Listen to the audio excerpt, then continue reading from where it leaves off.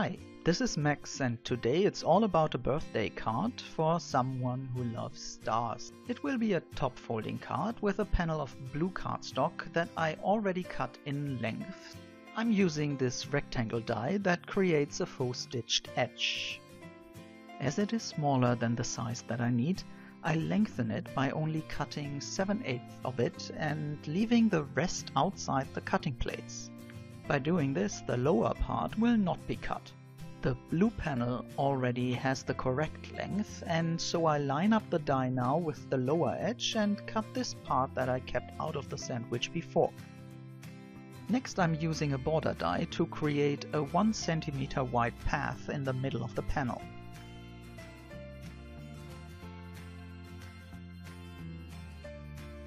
And here you can see the two faux stitched lines.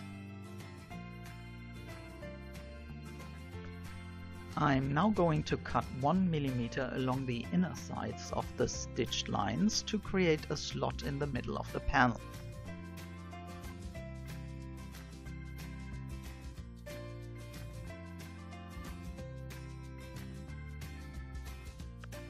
This will be the path for our star later on.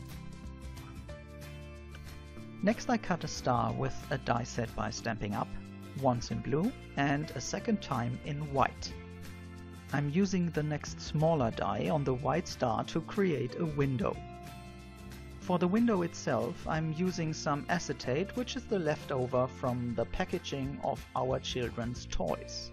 I'm marking the outside edges of the star with my craft knife and cut it afterwards with the scissors. Next I glue this onto the white star frame with glossy accents, as this dries totally clear. And then we need some foam tape again. It's too wide for our window frame this time, and so I have to cut it in smaller stripes. If you have large Teflon scissors, I recommend to use these, otherwise it's a little bit difficult as the tape sticks to the blades, as you can see here.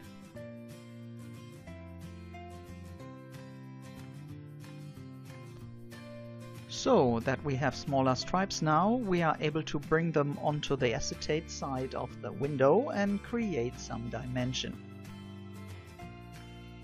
As soon as the foam tape line is closed, we can start filling in the stuff for our shaker. I'm using small silver stars as well as tiny white beads and glitter dust.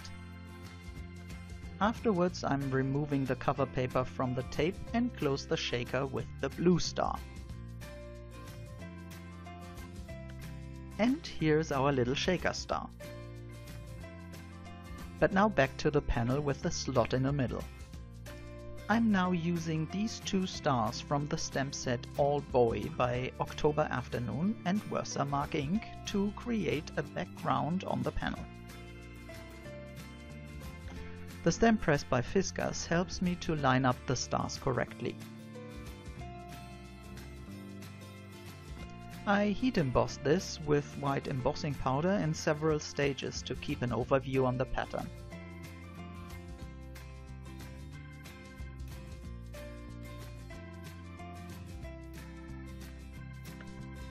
I remove the excess of the embossing powder with a smooth brush where necessary and heat set it with my heat tool.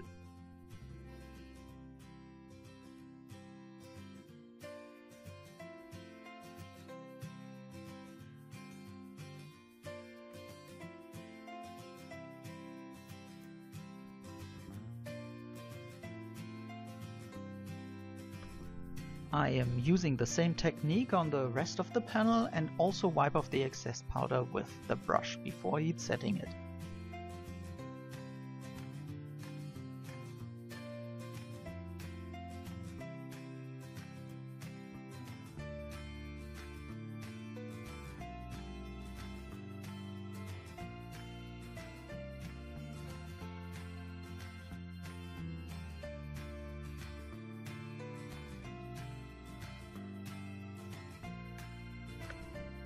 And here again I'm using some foam tape on the back of the panel to make it pop up from the card base.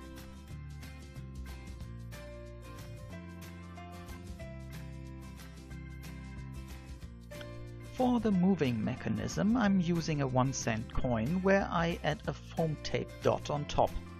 This time I'm using my small Teflon scissors for that.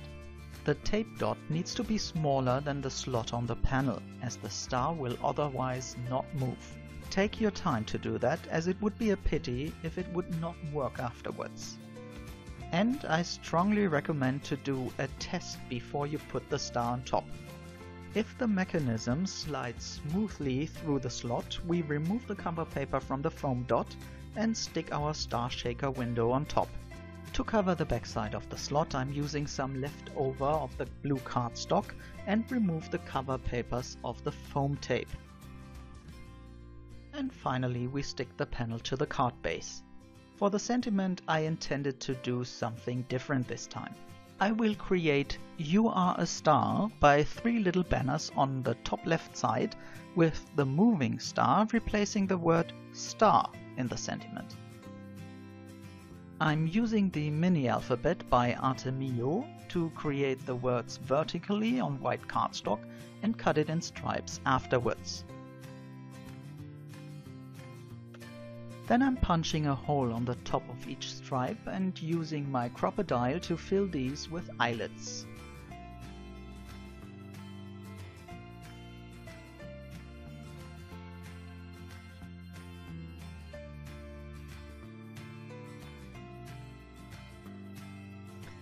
Now I'm cutting the stripes to build 3 steps and create a banner shape by marking the middle with my scissors and then cut from the edges to the top of that cut.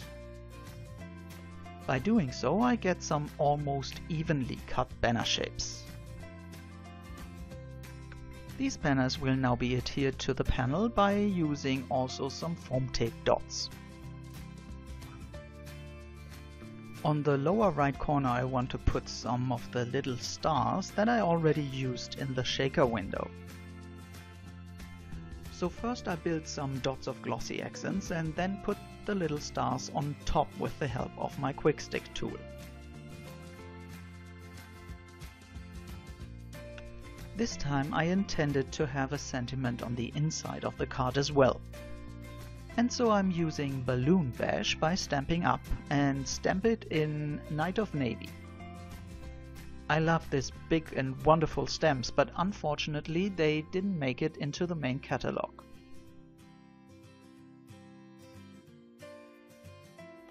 Well, and even the card would be done now, I felt like the star and the banners should have some additional shimmer.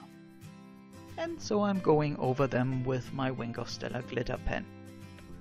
Now that looks much nicer, but as usual the camera does not pick it up. And so here are some pictures as usual. These moving parts can be done from almost everything. Also, the slot does not necessarily need to be done with a die. You could also cut it freehand and create all kinds of shapes. Just be inspired and creative. Well, so this is the end for this week and I hope you had fun again. If so, then I would love to get a thumbs up. If this is your first time here on the channel, I would love to have you subscribe, because there are a lot more things here to discover and I'm sure that I can inspire you to also bring a little bit more color into your life. Down here you already see 2 more card videos that may do so.